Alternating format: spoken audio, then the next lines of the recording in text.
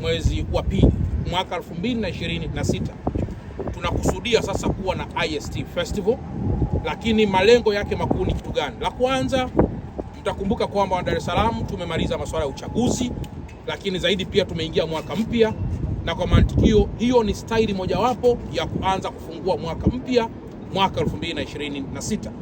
Lakini jambo la pili ni hamasa pia kwa vijana mbalimbali na hamasa kwa wote wanaomiliki IST.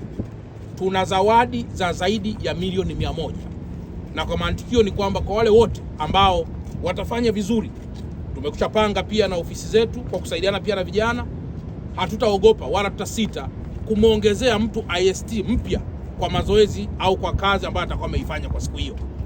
Lakini hiyo namba 2, IST Festival itaambatana na matukio mengineyo. Kutakuwa kuna matukio hapa mbalimbali ya kujiachia, na kwa sababu nimekuwa mwanamuziki kwa miaka mingi, wanahabari tumekuwa tukishirikiana majambo mengi, nadhani sura hii sio ngeni kwenu.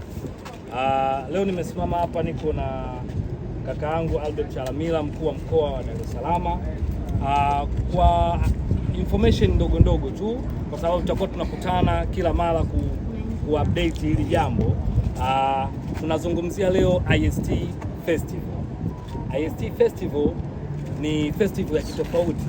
Kwanza niseme tushakubaliana tarehe 14 February ndio itakuwa ni siku rasmi maana ya event, lakini loading to tarehe 14 tutakuwa na activities mbalimbali zinaendelea. Kwa hiyo kila tutapokuwa tunakutana tutakuwa tunawahabarisha ni mambo gani hasa yatakuwa yanatokea, lakini kikubwa cha msingi nisitake mimi nizungumze mengi sana.